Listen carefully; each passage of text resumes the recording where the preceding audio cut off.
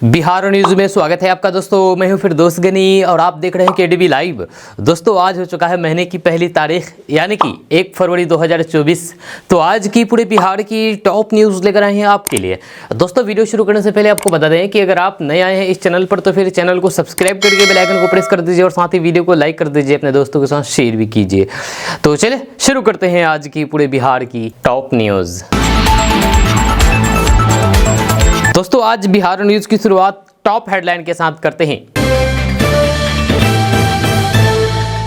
तो बात करते हैं कि बच्चा कुछ भी बोल देता है उससे क्या होगा, नीतीश ने तेजस्वी पर क्यों कही ये बात। ठहरिए अभी मत समेटिए कंबल और रजाई, बिहार में ठंड लौट करके आएगी, जानिए तारीख, आगे आपको बताएंगे विस्तार से। सरकारी विभागों में निकली अच्छी सैलरी वाली नौकरियां, 12वीं पास और ग्रेजुएशन वाले करें अप्लाई। रेलवे स्टेशनों पर फिर शुरू होगी जनता खाने की शुरुआत, महज इतने रुपए में मिलेगा पेट भर खाना। बिहार के दोनों डिप्टी सीएम सम्राट चौधरी और विजय कुमार सिन्हा की सिक्योरिटी बढ़ी, मिली Z+ श्रेणी की सुरक्षा। बिहार में राहुल गांधी का ठेठ अंदाज, माथे पर मुरेठा, खाने में रोटी भुजिया प्याज, खटिया पर लेट करके किसानों संग लगाया चौपाल। लघु उद्योग लगाने पर सरकार देगी 2 लाख अनुदान, इन लोगों को मिलेगा योजना का लाभ। नीतीश लालू का संबंध तेल और पानी की तरह, फिर चर्चा में आया अमित शाह का पुराना बयान। राजद विधायक भाई वीरेंद्र बोले, भविष्य में कोई पिता अपने बेटे का नाम नीतीश नहीं रखेगा। लोगों के लिए नरेंद्र मोदी सेल्फ मोड हैं और राहुल गांधी वंशवादी है, चुनावी रणनीतिकार प्रशांत किशोर ने कही ये बड़ी बात। कुहासे ठंड से चौपट हुई तिलहनी फसलें, आलू सरसों फसल भी बर्बाद, किसान हुए मायूस। ई मोदी राज है, हवालात तो जाना पड़ेगा, लालू यादव पर जीतन राम मांझी ने कसा तंज। तो 2015 से मैं गालियां खा रहा हूं, असदुद्दीन ओवैसी का फूटा दर्द, कहा सेकुलरिज्म के चौधरियों की वजह से 2 बार जीती बीजेपी। बिहार में इस जिले में होगी बालू की खुली नीलामी, 10 करोड़ रुपए है बेस प्राइस। इन 4 गलतियों के कारण शरीर में बढ़ जाता है पित्त की पथरी का खतरा, 90% लोग करते हैं गलतियां। एनडीए की सरकार बनने के बाद प्रधानमंत्री का पहला दौरा, प्रधानमंत्री नरेंद्र मोदी उत्तर बिहार को देंगे बड़ी सौगात। अगर घर खरीदते समय टीडीएस में कर दी ये गड़बड़ी तो आएगा इनकम टैक्स का नोटिस। पीएम मोदी का बिहार दौरा फिर से टला, अगली तिथि की घोषणा होगी जल्द। जाति जनगणना पर राहुल गांधी का दावा, मैंने नीतीश कुमार को कहा था कि कास्ट सर्वे कराना ही पड़ेगा, मैं आपको छूट नहीं दूंगा। किसान ऑनलाइन बेच सकते हैं अपनी उपज, घर बैठे बनवाएं ई नाम लाइसेंस, यह है पूरा प्रोसेस। लालू राबड़ी है दोषी और बच्चे निर्दोष, तेजस्वी यादव के बचाव में उतरे जदयू विधायक। दोस्तों अब बात करेंगे विस्तार से। तो बात करते हैं कि बिहार में एनडीए की सरकार बनते ही सीएम नीतीश कुमार एक बार फिर से लालू परिवार पर हमलावर हो गए हैं। मुख्यमंत्री नीतीश कुमार ने लालू परिवार पर निशाना साधते हुए कहा है कि 2005 से पहले बिहार की हालात क्या थी, कोई निकलता नहीं था, जब घरों से सड़कों की हालात क्या थी, कहीं कोई पुल पुलिया नहीं बनता था। वही नीतीश कुमार ने तेजस्वी यादव का नाम लिए बिना कहा कि अभी ये बच्चा है, हम ही आए थे, उनको क्या पता है, जहाँ कोई बच्चा कुछ भी बोल देता है उससे क्या होगा। मुख्यमंत्री नीतीश कुमार ने कहा कि टीचर भर्ती को लेकर के जो क्रेडिट लिया जा रहा है बिल्कुल भी गलत है, वह मेरा विजन था। उन्होंने स्पष्ट तौर पर कहा है कि बिहार के विकास के लिए हम लगातार काम कर रहे हैं और इसी विकास को आप लोग दिखाइए। वही मुख्यमंत्री नीतीश कुमार ने राहुल गांधी के उस बयान पर भी निशाना साधा जिसमें उन्होंने कहा था कि नीतीश कुमार ने जातिगत जनगणना हमारे कहने पर ही कराई थी। इस मुद्दे पर नीतीश कुमार ने कहा है कि बिल्कुल भी गलत बात है, वे क्रेडिट ले रहे हैं, जातिगत जनगणना हमने कराया है, उनकी बात में कोई दम नहीं है। मुख्यमंत्री नीतीश कुमार ने इंडिया गठबंधन पर बड़ा हमला करते हुए कहा कि हमने छोड़ दिया जब कोई कुछ काम नहीं कर रहा था, जब तय नहीं कर रहा था कि कितनी सीटों पर चुनाव लड़ना है। अब वे लोग जाने। मुख्यमंत्री नीतीश कुमार ने कहा है कि हमने दूसरा नाम बोला था, लेकिन इन लोगों ने इंडिया नाम रखा है। अब हालात तो आप देख रहे हैं कि क्या हो रहा है इंडिया गठबंधन का। दोस्तों, रेलवे में जमीन के बदले नौकरी देने के मामले में लालू प्रसाद यादव के परिवार पर ईडी की कार्रवाई लगातार जारी है। लैंड फॉर जॉब मामले में लालू प्रसाद यादव और तेजस्वी यादव पर जांच एजेंसियां ईडी लगातार शिकंजा कस रही है। जहां सोमवार को लालू प्रसाद यादव तो मंगलवार को तेजस्वी यादव से ईडी ने घंटों पूछताछ की। इस पूरे स्कैम में तेजस्वी यादव की भूमिका को लेकर के अलग अलग सवाल खड़े हो रहे हैं। इस मामले में जेडीयू के बड़बोले विधायक गोपाल मंडल ने तेजस्वी यादव का समर्थन किया है। उन्होंने तेजस्वी यादव पर हो रहे ईडी की कार्रवाई पर आपत्ति जताई है। गोपाल मंडल ने कहा है कि जिस समय जमीन के बदले लालू यादव ने नौकरी दिया होगा, उस समय तेजस्वी छोटा था, जब हॉस्टल में रहकर के पढ़ाई कर रहा था। तेजस्वी यादव को लैंड फॉर जॉब मामले में झूठ फंसाया जा रहा है। साथ ही जेडीयू विधायक गोपाल मंडल ने कहा है कि तेजस्वी यादव बिल्कुल भी निर्दोष हैं। मीसा भारती और लालू प्रसाद यादव के सभी बच्चे इस मामले में निर्दोष हैं। जब उन्होंने कहा है कि लालू और राबड़ी यादव दोषी हो सकते हैं, उनके बच्चे दोषी नहीं हो सकते। जो जमीन देकर के नौकरी लिया है, जांच एजेंसी ईडी को उससे भी पूछताछ करनी चाहिए। गोपाल मंडल ने सवाल पूछते हुए कहा कि यदि कोई मुझे 5 करोड़ रुपए देने आएगा तो क्या हम 1 मिनट भी देरी करेंगे? तुरंत ले लेंगे, तुरंत रख देंगे। 5 करोड़ की मोटी रकम रख ही लेंगे ना। लक्ष्मी खुद चल करके आएगी तो फिर रख ही लेंगे। ईडी पूछे या कोई पूछे। साथ ही जेडीयू विधायक ने कहा है कि झारखंड में भी हेमंत सोरेन की गलती नहीं है, जब वहां भी शिबू सोरेन ने घोटाला किया है। ईडी को शिबू सोरेन से जाकर के पूछताछ करनी चाहिए। दोस्तों, बिहार में शिक्षक बनने की चाहत रखने वाले युवाओं के लिए अच्छी खबर सामने आ रही है। ताज़ा रिपोर्ट्स के मुताबिक बिहार में शिक्षक नियुक्ति की तीसरे चरण की तैयारी शुरू हो गई है। इसको लेकर के विभाग ने सभी जिलों से खाली पड़े पदों की डिटेल्स मांगी गई है। जी हाँ, खबर के अनुसार विभाग ने राज्य के सभी जिलों से प्राथमिक, मध्य माध्यमिक और उच्च माध्यमिक के टीचरों की खाली पड़े पदों की अलग अलग सूची मांगी है। 31 जनवरी से पहले संख्या भेजने के निर्देश दिए गए हैं। आपको बता दें कि बिहार में अभी तक 2 चरणों की शिक्षक नियुक्ति की गई है, लेकिन फिर भी कई स्कूलों में टीचरों के पद खाली है। दूसरे चरण में करीब 1,20,000 शिक्षकों का विज्ञापन निकला था, लेकिन इसमें करीब 94,000 शिक्षक नियुक्त हुए हैं और 25,000 पद खाली रह गए हैं। वहीं पर तीसरे चरण की टीचर भर्ती में पहले और फिर दूसरे चरण के रिक्त पद और शिक्षकों की रिटायरमेंट से हुए खाली पड़े पदों को भी शामिल किया जाएगा। इसके बाद बिहार लोक सेवा आयोग के माध्यम से भर्ती निकाली जाएगी। जल्द ही इसकी सूची जारी होगी। दोस्तों, बिहार में सियासत गरमाई हुई है और फिर उसकी वजह है बिहार के मुख्यमंत्री नीतीश कुमार का महागठबंधन से अलग होकर ही बीजेपी में शामिल होना। जहां 28 जनवरी की सुबह नीतीश कुमार ने मुख्यमंत्री के पद से इस्तीफा दिया और शाम में बीजेपी के नेतृत्व वाले एनडीए में शामिल होकर के फिर से बिहार के मुख्यमंत्री का पद संभाला। नीतीश कुमार ने 9वीं बार मुख्यमंत्री के रूप में शपथ ली है। जहाँ तेजस्वी यादव के इस कदम का बहुत दिनों से इंतजार था। ये पता था कि नीतीश कुमार द्वारा इस प्रकार का कदम उठाया जाएगा। इससे कोई आश्चर्य वाली बात नहीं है, क्योंकि पहले भी उन्होंने ये कहा था कि स्थिति तो बदलेगी। जब नीतीश कुमार का नाम कई लोग पलटू राम भी रख चुके हैं। कुछ लोग ऐसे होते हैं जो सत्ता में बने रहने के लिए कुछ भी कर सकते हैं, लेकिन ये बहुत ही महत्वपूर्ण बात है कि उन्होंने बिहार को जो कुछ दिया उसे नकारा नहीं जा सकता है। दोस्तों, जेडीयू का अध्यक्ष पद संभालने के बाद बिहार के मुख्यमंत्री नीतीश कुमार ने अब पार्टी के कई अहम पदों पर नए लोगों को खास जिम्मेदारी दी है। इसमें जदयू के प्रवक्ताओं की एक सूची भी मंगलवार को जारी की गई है। जदयू ने एक बार फिर से नीरज कुमार को पार्टी प्रवक्ता में एक बड़ी जिम्मेदारी दी है। जेडीयू ने प्रवक्ताओं के तौर पर नीरज कुमार, राहुल शर्मा, अभिषेक झा, अंजुम आरा, अनुप्रिया और फिर हेमराज राम के नाम जारी किए गए हैं। जी हाँ, जदयू जिन लोगों को प्रवक्ता बनाया है, इसमें अधिकांश पहले से पार्टी के प्रवक्ता रहे हैं। जेडीयू में पिछले महीने बड़ा उलटफेर देखने को मिला था, जब 29 दिसंबर 2023 को हुए एक नाटकीय घटनाक्रम में ललन सिंह ने पार्टी के राष्ट्रीय अध्यक्ष पद से इस्तीफा दे दिया था, जिसके तुरंत बाद बिहार के मुख्यमंत्री नीतीश कुमार को पार्टी का नया अध्यक्ष बनाया गया था। इसके पहले राष्ट्रीय कार्यकारिणी की बैठक में ललन सिंह ने इस्तीफा नीतीश कुमार को सौंप दिया। वहीं पर जदयू में अध्यक्ष पद पर उलटफेर के करीब 1 महीने बाद बिहार में भी राजनीतिक सर्कस देखने को मिला है, जहां 28 जनवरी को नीतीश कुमार ने मुख्यमंत्री पद से इस्तीफा दे दिया। उनके इस्तीफा देते हुए बिहार की महागठबंधन सरकार गिर गई और फिर उसके साथ ही एनडीए ने नीतीश कुमार को अपना नेता चुन लिया। जी हाँ, सुबह 11 बजे इस्तीफा देने वाले नीतीश कुमार ने शाम 5 बजे फिर से मुख्यमंत्री पद की शपथ ली है। इसके साथ ही राज्य में किसी सियासी परिदृश्य बदल गया है। अब उसी अनुरूप जदयू ने प्रवक्ताओं को लेकर के अपनी नई सूची जारी कर रहे हैं। दोस्तों, संसद का बजट सत्र कल से राष्ट्रपति द्रौपदी मुर्मू के दोनों सदनों की संयुक्त बैठक को संबोधित करने के साथ ही शुरू हो गया है। यह वर्तमान लोकसभा का ये आखिरी सत्र है। आपको बता दें कि वित्त मंत्री निर्मला सीतारमण अप्रैल मई में होने वाले लोकसभा चुनाव से पहले 1 फरवरी को अंतिम बजट पेश करेगी, यानी कि आज। जब नई सरकार कार्यभार संभालने के बाद पूर्ण बजट पेश करेगी। संसदीय कार्य मंत्री प्रहलाद जोशी ने मंगलवार को हुई सर्वदलीय बैठक में कहा कि सीतारमण जम्मू कश्मीर के लिए भी बजट पेश करेगी, जहां राष्ट्रपति शासन है। प्रहलाद जोशी ने कहा कि 17वीं लोकसभा के 9 फरवरी को समाप्त होने वाले इस संक्षिप्त सत्र का मुख्य एजेंडा राष्ट्रपति का अभिभाषण, अंतरिम बजट की प्रस्तुति और फिर उपराष्ट्रपति के अभिभाषण पर धन्यवाद प्रस्ताव पर चर्चा और इसका प्रधानमंत्री नरेंद्र मोदी की ओर से जवाब दिया जाना है।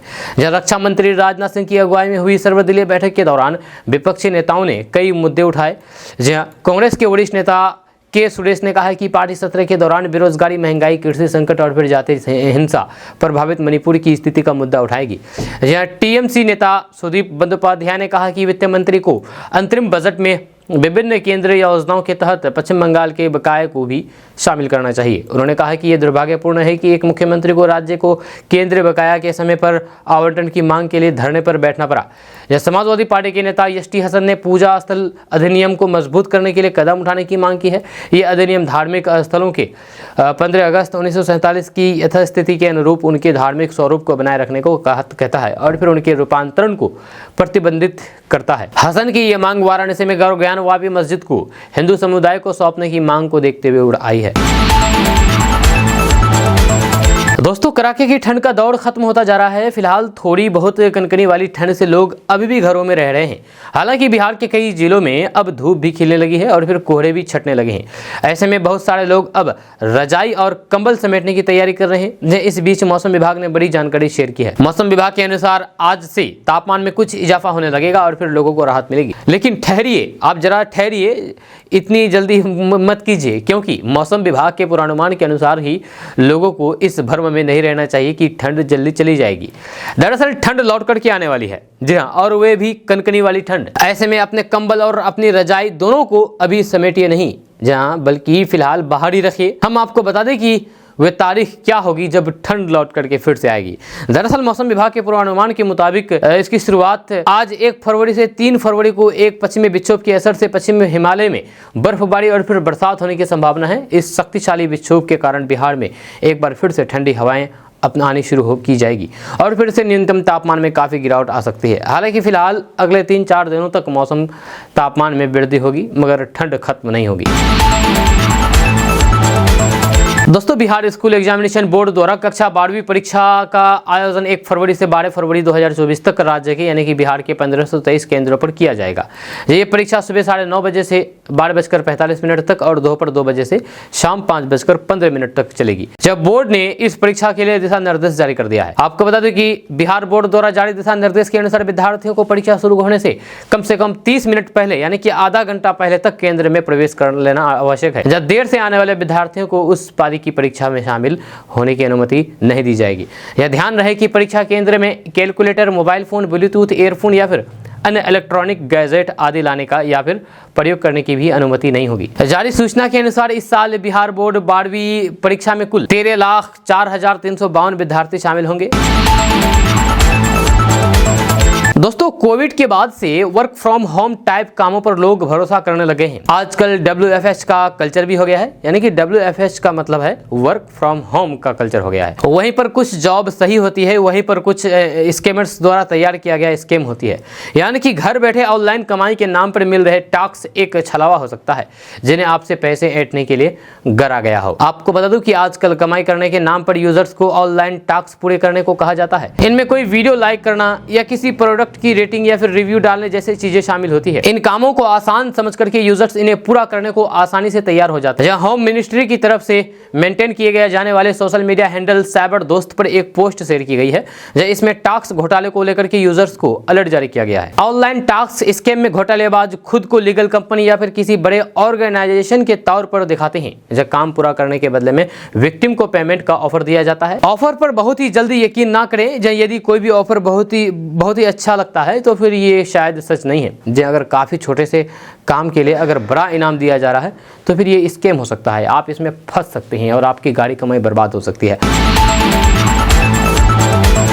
दोस्तों, केंद्र सरकार ने गैर यूरिया उर्वरकों की कीमतें तय कर दी है। इस कदम के बाद कंपनियां न्यूट्रिएंट बेस्ड सब्सिडी स्कीम के तहत आने वाले उर्वरकों पर मनमानी कीमतें नहीं वसूल पाएंगी। इससे उम्मीद है कि इन उर्वरकों की कीमतें कम होगी और फिर किसानों को इसका लाभ मिलेगा। आपको बता दें कि गैर यूरिया उर्वरकों में ammonia, phosphate, muriate of potash और फिर दूसरे अन्य उर्वरक शामिल है। इन उर्वरकों को NBS स्कीम के तहत सब्सिडी दी जाती है। यह सरकार इन पर प्रति टन के हिसाब से सब्सिडी देती है। इन उर्वरकों की कीमतें तय करने का अधिकार उर्वरक कंपनियों का होता है, लेकिन सरकार ने अब इन फर्टिलाइजर्स के लिए उर्वरक कंपनियों के उचित मुनाफे की सीमा तय कर दी है। इस संबंध में उर्वरक विभाग द्वारा 18 जनवरी को NBS के तहत कवर किए गए सभी गैर यूरिया उर्वरकों के लिए MRP की उचितता के मूल्यांकन के लिए विस्तृत दिशा निर्देश जारी किए हैं। इन दिशा निर्देशों को 1 अप्रैल 2024 से लागू किया जाएगा। दोस्तों, सरकारी नौकरी की तलाश करने वालों के लिए एक बेहतरीन मौका है। कई विभागों में बम्पर भर्तियां चल रही है, जहां अगर आपकी योग्यता है तो जल्द से जल्द अप्लाई कर लें। रेलवे, दिल्ली की अदालतों और फिर यूपी पुलिस समेत कई विभागों में भर्ती हो रही है। भारतीय रेलवे जल्द ही बम्पर पदों पर भर्तियां करने वाले हैं, जहां इंडियन रेलवे में जल्द ही टेक्नीशियन के पदों पर भर्ती करने जा रहा है। कैंडिडेट से RRB की वेबसाइट चेक करते रहने को कहा गया है। वहीं दिल्ली की अदालतों में भी कई पदों पर भर्तियां चल रही है। इनमें कई पदों पर सैलरी 1 लाख रुपए महीने से ज्यादा है। योग्यता की बात करें तो 12वीं पास और फिर ग्रेजुएशन किए कैंडिडेट्स भी अप्लाई कर सकते हैं। यहाँ कुल 990 पदों पर भर्तियां हो रही है। वहीं पर यूपी में CHO के पद पर भर्तियां हो रही है। इसके लिए रजिस्ट्रेशन प्रक्रिया शुरू हो चुकी है। अप्लाई करने की आखिरी तारीख 9 फरवरी है। आयु सीमा की बात करें तो ये 21 से 40 साल तक है। आप आधिकारिक वेबसाइट पर जाकर के आवेदन कर सकते हैं। वहीं पर झारखंड में JPSC बाल विकास परियोजना पदाधिकारी के पदों पर भर्ती हो रहा है। यहाँ कुल 54 पद भरे जाने हैं। अप्लाई करने की अंतिम तारीख 27 फरवरी है। आप ऑफिशियल वेबसाइट jpsc.gov.in पर जाकर के आवेदन कर सकते हैं। आयु सीमा 22 से 35 साल है। वहीं Andhra Pradesh public service commission lecturer के पदों पर भर्ती हो रहा है। यहाँ कुल 99 पदों पर भर्ती होनी है। आवेदन करने की अंतिम तारीख 18 फरवरी 2024 है। आप वेबसाइट psc.ap.gov.in पर जाकर के आवेदन कर सकते हैं। उम्र सीमा 18 से 42 साल रखी गई है।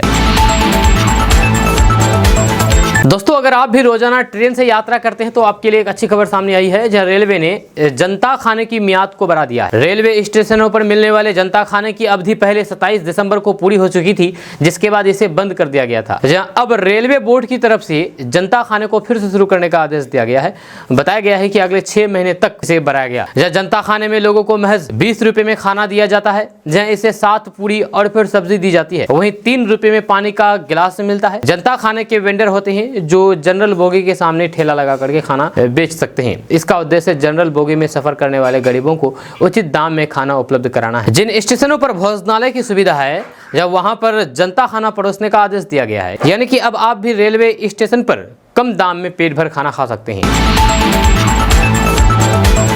दोस्तों, सरकार ने बिहार के दोनों डिप्टी CM सम्राट चौधरी और विजय सिन्हा की सिक्योरिटी को बढ़ा दी है। जब केंद्र सरकार ने दोनों की सुरक्षा को Z+ कर दिया है। इससे पहले दोनों ही नेताओं को CRPF की वायु सेना की सुरक्षा मिली हुई थी। आपको बता दें कि हाल ही में बिहार के मुख्यमंत्री नीतीश कुमार ने लालू प्रसाद यादव की पार्टी RJD का साथ छोड़ करके BJP के साथ सरकार बना ली है। नीतीश 9वीं बार बिहार के मुख्यमंत्री बन गए हैं। जी हाँ, इस नई सरकार में BJP के 2 सीनियर नेताओं सम्राट चौधरी और विजय सिन्हा को डिप्टी CM बनाया गया है। नीतीश कुमार ने BJP और हिंदुस्तानी अवाम मोर्चा के साथ मिलकर के 28 जनवरी को नई सरकार बनाई है, जिसमें नीतीश ने 8 मंत्रियों के साथ मुख्यमंत्री पद की शपथ ली है। नीतीश की नई कैबिनेट में विजय सिन्हा, सम्राट चौधरी के अलावा विजय कुमार चौधरी, प्रेम कुमार, विजेंद्र प्रसाद यादव, सुमित कुमार सिंह, संतोष कुमार और श्रवण कुमार को मंत्री बनाया गया है।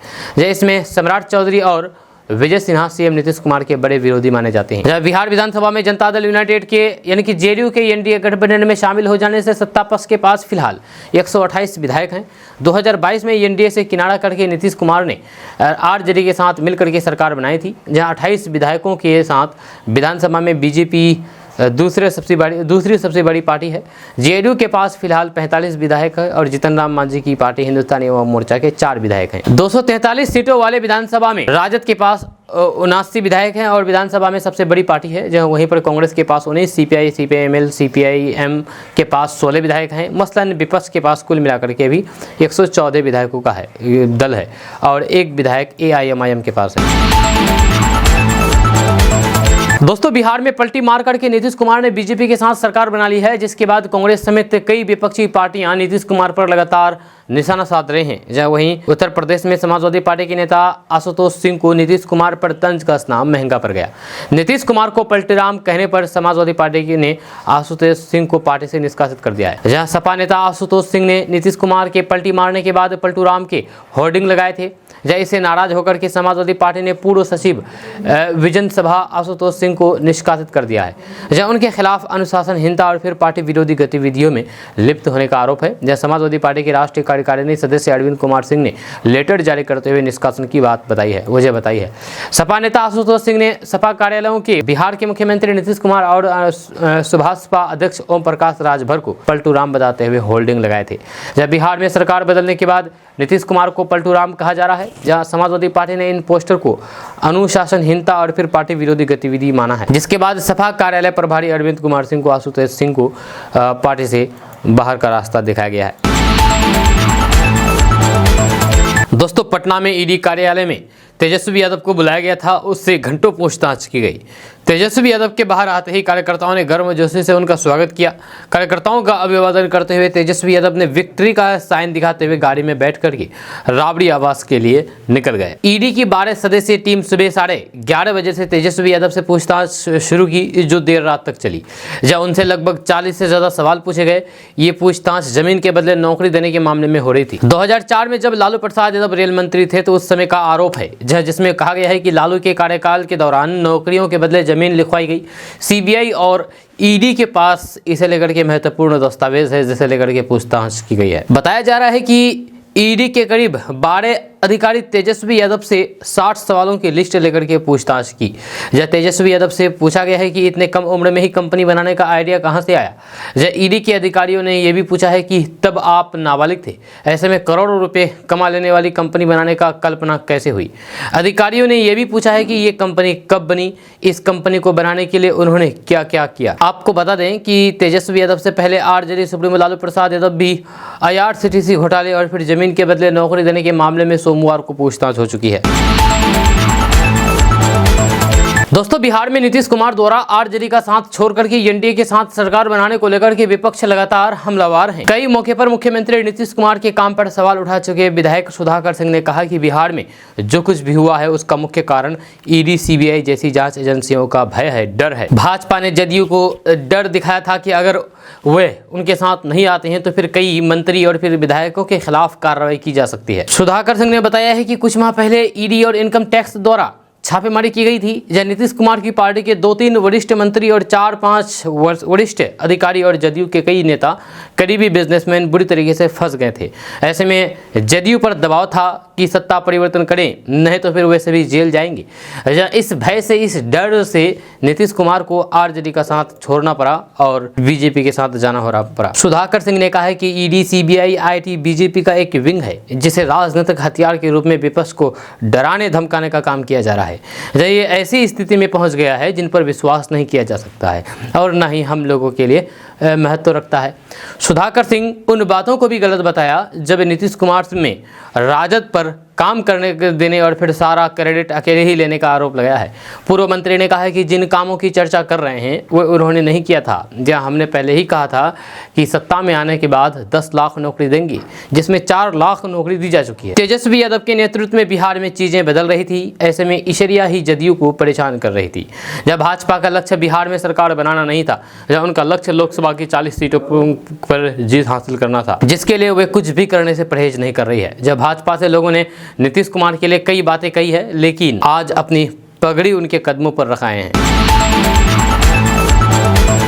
दोस्तों एनडीए की सरकार बनने के बाद सीएम नीतीश कुमार पूर्व मुख्यमंत्री जीतन राम मांझी को खुश करने में लगे हुए हैं। जब उनके बेटे संतोष कुमार सुमन को पहले ही शपथ ग्रहण समारोह में अपने साथ पद और फिर गोपनीयता की शपथ दिलवाई गई।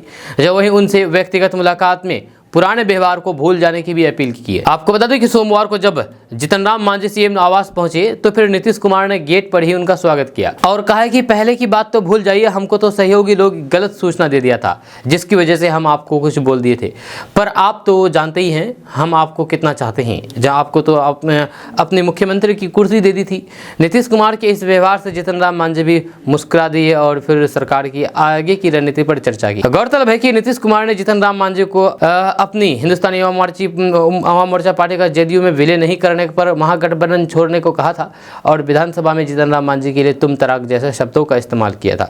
इससे जीतन राम मांझी काफी आहत हो गए थे। उनके साथ नीतीश के व्यवहार पर पीएम मोदी ने भी निशाना साधा था। वहीं नीतीश की नई सरकार में विभागों का बंटवारा अभी अधिकृत रूप से नहीं हुआ है, पर सूत्रों से मिली जानकारी के अनुसार जीतन राम मांझी के बेटे संतोष कुमार सुमन को पूर्व डिप्टी सीएम तेजस्वी यादव का विभाग दिया गया है। ग्रामीण कार्य विभाग की जिम्मेदारी संतोष सुमन को दी जा रही है, या इसके लिए संतोष सुमन को भी बोल दिया गया है। वहीं जानकारी मिलते ही इस ग्रामीण कार्य विभाग के सचिव मंत्री संतोष सुमन के आवास जाकर के गुलदस्ता भेंट किया गया और फिर मंत्री बनने के साथ ही ग्रामीण कार्य विभाग की जिम्मेदारी मिलने पर बधाई दी। आपको बता दें कि संतोष कुमार इससे पहले मंत्री रहे हैं और उन्हें एससी एसटी कल्याण विभाग की जिम्मेदारी दी गई थी। संतोष सुमन के पिता सह पूर्व सीएम जीतन राम मांझी भी एससी एसटी विभाग के मंत्री लंबे समय से जिम्मेदारी संभाली है। इस बार जीतन राम मांझी ने अपने बेटे के लिए एससी एसटी विभाग छोड़ करके दूसरा विभाग देने की मांग की थी, और नीतीश कुमार ने उनकी मांग को पूरा करते हुए ग्रामीण कार्य विभाग की जिम्मेदारी देने का आश्वासन दिया गया है। बस अधिसूचना जारी होना बाकी है। यह विभाग महागठबंधन की सरकार में पूर्व डिप्टी सीएम तेजस्वी यादव के पास था। जी हाँ, गौरतलब है कि तत्कालीन डिप्टी सीएम तेजस्वी यादव के पास स्वास्थ्य, पथ निर्माण, नगर विकास एवं आवास, पर्यटन और ग्रामीण कार्य विभाग था। दोस्तों, बिहार के मुख्यमंत्री नीतीश कुमार एक बार फिर से एनडीए के साथ जाकर के नई सरकार बना ली है। जहां हालांकि नीतीश की एनडीए वापसी कई मायनों में चौंकाने वाली रही है, जहां वे विपक्षी इंडिया गठबंधन के सबसे बड़े चेहरे माने जा रहे थे। यहां तक कि राजनीतिक हलकों में उन्हें विपक्ष का प्रधानमंत्री पद का उम्मीदवार माना जा रहा था। ऐसे में सवाल उठता है कि आखिर नीतीश कुमार की एनडीए वापसी के लिए जमीन कैसे तैयार हुई। आपको बता दें कि मुख्यमंत्री नीतीश कुमार इससे पहले महागठबंधन का हिस्सा थे, जिसमें आरजेडी और कांग्रेस भी शामिल है। इस गठबंधन में बेचैनी के संकेत लगभग 1 महीने पहले से ही दिखाई देने लगे थे, लेकिन 13 जनवरी की एक घटनाक्रम में नीतीश कुमार से एनडीए वापसी का रास्ता तय कर दिया। रविवार को मुख्यमंत्री के रूप में शपथ लेने के बाद नीतीश कुमार ने कहा था कि उन्होंने इंडिया गठबंधन इसलिए छोड़ दिया क्योंकि सब कुछ ठीक नहीं था। सूत्रों के हवाले से बताया गया है कि विपक्षी गुट की एक ऑनलाइन मीटिंग के बाद ही नीतीश कुमार ने 13 जनवरी को संबंध तोड़ने का मन बना लिया था। बताया जा रहा है कि नीतीश कुमार पहले से ही सीट बंटवारे की बातचीत को लंबा खींचने के लिए कांग्रेस से नाराज। इसके अलावा वे इंडिया गठबंधन का संयोजक बनाए जाने की उम्मीद कर रहे थे। इस बीच जब ममता बनर्जी के प्रस्ताव के बाद कांग्रेस प्रमुख मल्लिकार्जुन खड़गे को विपक्षी गठबंधन के अध्यक्ष के रूप में चुना गया, तो माना जा रहा है कि नीतीश कुमार ने उसी दिन तय कर लिया था कि वे इंडिया गठबंधन से रिश्ता तोड़ देंगे। जहां वीडियो कॉन्फ्रेंसिंग के दौरान घटनाक्रम से नाराज नीतीश कुमार ने यह भी कहा था कि उन्हें संयोजक पद नहीं चाहिए और आरजेडी सुप्रीमो लालू प्रसाद यादव को संयोजक बनाया जाना चाहिए। जी हाँ, ये नीतीश कुमार ही थे जिन्होंने भाजपा के खिलाफ विपक्षी नेताओं को एकजुट किया। जब कुछ महीने पहले ही पटना में इंडिया ब्लॉक की पहली बैठक की मेजबानी भी नीतीश कुमार ने की थी। नीतीश कुमार राष्ट्रीय स्तर पर राजनीति के इच्छुक रहे हैं, लेकिन उन्होंने खुद इन बातों से इनकार कर दिया। रिपोर्ट्स के मुताबिक 13 जनवरी के बाद नीतीश कुमार के एक बेहद करीबी ने एक वरिष्ठ केंद्रीय मंत्री से संपर्क साधा। मंत्री ने भाजपा के केंद्रीय नेतृत्व से बातचीत की, उन्होंने इसे हरी झंडी दे दी। हालांकि नीतीश के 2022 में एनडीए को छोड़ करके राजद में वापसी आने के बाद भाजपा के बिहार नेता एनडीए में नीतीश कुमार का स्वागत करने के लिए तैयार नहीं थे। दरअसल 2017 में नीतीश कुमार ने राजद से नाता तोड़ लिया था और फिर वापस एनडीए में चले गए थे।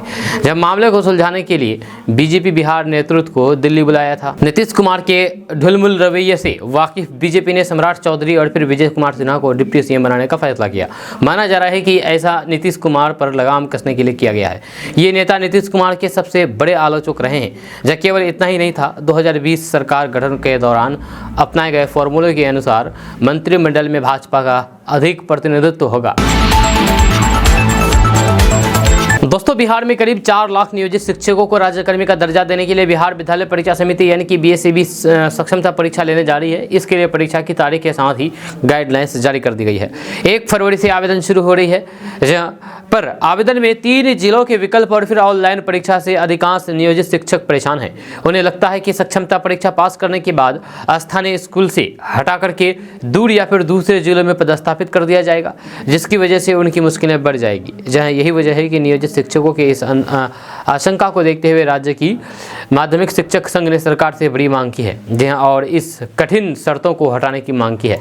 ऐसा नहीं करने पर नियोजित शिक्षकों द्वारा सक्षमता परीक्षा का बहिष्कार करने की घोषणा की गई है। इस संबंध में बिहार माध्यमिक शिक्षक संघ की कार्यकारिणी की बैठक की गई, इसमें परीक्षा में बदलाव की मांग कर सरकार और फिर शिक्षा विभाग से की गई है। संघ के महासचिव शत्रुघ्न प्रसाद सिंह ने कहा है कि सरकार जब तक विशिष्ट शिक्षक नियमावली 2023 से सक्षमता परीक्षा के लिए 3 जिलों का विकल्प और फिर BSEB द्वारा कंप्यूटर आधारित ऑनलाइन परीक्षा संबंधित कठिन शर्तों को नहीं हटाएगा, तब तक नियोजित शिक्षक सक्षमता परीक्षा के लिए आवेदन पत्र नहीं भरेंगे। इसके साथ ही शत्रुघ्न प्रसाद सिंह ने अन्य सभी शिक्षक संघ संगठन और फिर नियोजित शिक्षकों से अपील की है कि वे सक्षमता परीक्षा के लिए आवेदन नहीं करें और संघर्ष के लिए तैयार रहें। दोस्तों, नीतीश कुमार 10 फरवरी को ही विधानसभा में विश्वास मत प्राप्त करेगी। इसके लिए सारी तैयारियां शुरू हो गई है।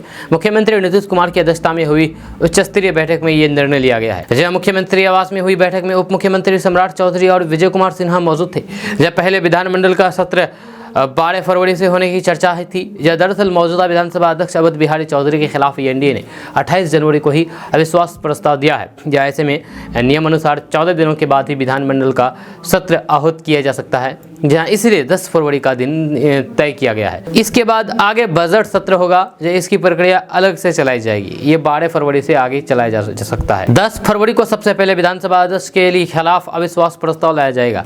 उन्हें पद से हटाने के बाद नीतीश सरकार सदन में विश्वास मत प्राप्त करेगी। हालांकि ये केवल औपचारिकता ही होगी, क्योंकि सदन में नीतीश कुमार को पूर्ण बहुमत प्राप्त है, जहां उनके पास 128 विधायकों का समर्थन है। यह बहुमत के 123 के आंकड़े से अधिक है। नई सरकार को जदयू और फिर भाजपा के अलावा हम और एक निर्दलीय विधायक का भी समर्थन प्राप्त है। जहां भाजपा के 78 और जदयू के 45 विधायक, वहीं हिंदुस्तानी अवाम मोर्चा के 4 हैं। 17वें विधानसभा में ये दूसरा अवसर है जब विधानसभा अध्यक्ष के खिलाफ अविश्वास प्रस्ताव लाया गया। ये भी पहली बार है जब किसी एक विधानसभा की अवधि में 2 बार ऐसा हुआ हो। इसके पहले साल 2022 में निवर्तमान विधानसभा अध्यक्ष और फिर मौजूदा उप मुख्यमंत्री विजय कुमार सिन्हा के खिलाफ अविश्वास प्रस्ताव लाया गया था। ऐसे ये चौथा अवसर है जब किसी विधानसभा अध्यक्ष के खिलाफ अविश्वास प्रस्ताव पेश किया गया है। इसके पहले कांग्रेस के शिव चंद्र झा और विंध्येश्वरी प्रसाद वर्मा के खिलाफ भी अविश्वास प्रस्ताव लाया गया था। दोस्तों, भारत जोड़ो न्याय यात्रा पर निकले कांग्रेस नेता राहुल गांधी ने लोगों से जुड़ाव स्थापित करने के लिए बिहार में ठेठ देसी अंदाज पेश किया। मंगलवार को पूर्णिया में जनसभा को संबोधित करते हुए पहले राहुल गांधी सुबह सुबह स्थानीय किसानों से मिले। इस दौरान उनका अंदाज भी बिहारी रूप रंग वाला दिखा। किसानों संग चौपाल लगाने वाले राहुल के माथे पर मुरेठा बांध करके स्थानीय लोगों ने उनका स्वागत किया। इस दौरान किसानों ने राहुल गांधी के लिए घर से खाना भी लाया था। इसमें भी बिहार के परंपरागत खान पान की झलक दिखी। राहुल गांधी ने रोटी, भुजिया, प्याज आदि खाया। इतना ही नहीं, मक्का उत्पादन के प्रमुख इलाकों में शामिल पूर्णिया पहुंचने पर एक महिला ने राहुल गांधी को अपने खेत से भुट्टा भी दिया। वहीं किसानों संग चौपाल लगाने वाले राहुल गांधी ने कहा कि ग्रामीण का भारत देश का 70% हिस्सा है। करोड़ों लोग इसी परिवेश में कृषि द्वारा भारत की प्रगति में अपना योगदान देते हैं। बिहार के पूर्णिया में किसानों के साथ चौपाल पर चर्चा हुई। देश का अन्नदाता आज भी अच्छे बीज, फसल का उचित मूल्य, भूमि के अधिकार, सिंचाई व्यवस्था और फिर कर्ज से मुक्ति की आस में रहता है। उन्होंने कहा कि 5 न्याय की एक महत्वपूर्ण धारा है, किसान न्याय, आर्थिक सुरक्षा, सामाजिक समानता और अपनी आवाज़ और फिर मांगे उठाने का अधिकार। हर किसान को इनकी आवश्यकता है और फिर हम इन्हें ये दिलाने के लिए प्रतिबद्ध है। राहुल गांधी ने आरोप लगाया है कि केंद्र की मोदी सरकार किसानों के हित की रक्षा करने में फेल हो गई है। मोदी सरकार द्वारा लाए गए कृषि कानून को किसानों के लिए काला अध्याय बताते हुए राहुल गांधी ने कहा कि किसानों के संघर्ष के कारण ही मोदी सरकार ने तीनों काले कानून वापस लिए। उन्होंने कहा कि आज देश में किसानों की जमीन लेकर के उसे उद्योगपतियों को दिया जा रहा है, इससे किसानों का कोई भी भला नहीं हो रहा है। बिहार में खेती प्रमुख आय का साधन होते हुए ही यहाँ किसानों की सिंचाई दूर नहीं की जा रही है। दरअसल भारत जोड़ो न्याय यात्रा में राहुल गांधी अलग अलग राज्यों की संस्कृति में रंगे नजर आए। इतना ही नहीं, यहाँ के क्षेत्र विशेष की समस्या पर लोगों से बात भी करते हुए नजर आए।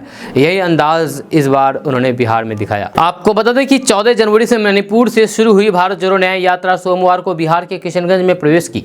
वहीं सीमांचल के इलाकों में होते हुए राहुल गांधी मंगलवार को पूर्णिया आए। इस दौरान यहां के किसानों से मिलकर के उन्होंने उन्हें खेती में आ रही परेशानी की जानकारी ली। साथ ही किसानों की विधिवत समस्याओं का समाधान के लिए किसान न्याय के बारे में राहुल गांधी ने उनसे जानकारी शेयर की। राहुल गांधी ने बाद में पूर्णिया के रणभूमि मैदान में एक जनसभा को भी संबोधित किया। दोस्तों, बिहार में सत्ता का समीकरण बदलने के साथ ही एनडीए के घटक दलों के बीच सीट बंटवारे अनौपचारिक पहल शुरू हो चुकी है। मुख्य रूप से ये काम दोनों बड़े घटक दलों भाजपा और फिर जदयू को करना है। वहीं 3 अन्य सहयोगी दलों को भी असमानजनक सीटें देनी है ताकि गठबंधन में सहजता बनी रह सके। इस प्रयास में जदयू की लोकसभा सीटें तो फिर कम नहीं होगी, किंतु संतुलन के लिए उसे अन्य राज्यों का विकल्प दिया जा सकता है। जी हाँ, उसके अभी 16 सांसद है, लेकिन बिहार में 3 कम सीटें देकर के दूसरे प्रदेशों से भरपाई की जा सकती है। ध्यान देने वाली बात है कि 2019 में भाजपा को जीती हुई 5 सीटें जदयू के लिए छोड़नी पड़ी थी। सूत्रों के अनुसार बिहार में 5 दलों के गठबंधन वाले राजग यानी कि एनडीए में जदयू, भाजपा और फिर लोजपा के बीच सांसदों की वर्तमान संख्या के अनुरूप सीटों को बंटवारे की तैयारी है। लोकसभा की 40 सीटों वाले बिहार में भाजपा 17-18 सीटों पर लड़ना चाहती है। बिहार में उनके अभी 17 सांसद हैं, जब लोजपा चिराग पासवान और पशुपति पारस की पार्टी के पास भी 6 सांसद हैं। जब तीनों दलों में सीटों का बंटवारा इसी अनुपात में होगा। किंतु उपेंद्र कुशवाहा की पार्टी रालोजपा एवं जीतन राम मांझी की पार्टी हिंदुस्तानी एवं मोर्चा के पास अभी एक भी सांसद नहीं है, लेकिन वे भी एनडीए के अहम सहयोगी हैं। जब गठबंधन में जदयू के आने के बाद भी भाजपा की कोशिश दोनों पुराने मित्र दलों के साथ लेकर के चलने की है। जहाँ ऐसा संकेत भाजपा अध्यक्ष जेपी नड्डा के उस कदम से मिलता है जब उन्होंने पटना में नई सरकार के शपथ ग्रहण समारोह में हिस्सा लेने के लिए कुशवाहा को आग्रहपूर्वक राजभवन बुलाया था। जहाँ काराकाट जा रहे कुशवाहा उस दिन नड्डा का संदेश मिलते ही बीच रास्ते से लौट गए थे। ऐसे में माना जा रहा है कि उन्हें 2 सीटें मिल सकती है। जैसे जीतन राम मांझी को 1 सीट तो पक्की है, दूसरे के लिए दबाव बना रहे हैं। भाजपा के सामने बड़ी दुविधा लोजपा के दोनों गुटों को लेकर है। चिराग पासवान अपने चाचा पशुपति पारस से खफा है, उन्हें अपनाने के लिए बिल्कुल भी तैयार नहीं है। जब पिछली बार लोजपा को भाजपा ने लोकसभा की 6 एवं राज्यसभा की 1 सीटें दी थी, जब समझौता के तहत रामविलास राज्यसभा गए थे। जब उनके निधन के बाद से राज्यसभा सीट का कोटा लोजपा के हाथ से अभी खिसक गया है। चिराग पुरानी हैसियत की वापसी चाह रहे हैं, किंतु उनके हिस्से में भी 1 सीट की कटौती हो सकती है। जैसे 6 के बदले हुए 5 और फिर 1 राज्यसभा सीट दी जा सकती है। वहीं पर जदयू के अभी 16 सांसद हैं। बिहार में उसे 13 सीटें मिलेगी तो फिर बाकी की भरपाई दूसरे राज्यों से होगी। यह सूत्रों के अनुसार जदयू को उत्तर प्रदेश, झारखंड एवं अरुणाचल प्रदेश में 1 सीट दी जा सकती है। अरुणाचल में जदयू ने पहले से ही अपने एक प्रत्याशी की घोषणा कर रखी है। दोस्तों, आज का न्यूज़ बस था। कैसा लगा आपको नीचे कमेंट बॉक्स में कमेंट करके जरूर बताइएगा। अगर आप हमारे चैनल पर नए आए तो फिर चैनल को सब्सक्राइब करके बेल आइकन को प्रेस कर दीजिए और साथ ही वीडियो को लाइक कर दीजिए, अपने दोस्तों के साथ शेयर भी कीजिए। तो चलिए मिलते हैं फिर नेक्स्ट वीडियो के साथ। तब तक के लिए जय हिंद, जय बिहार।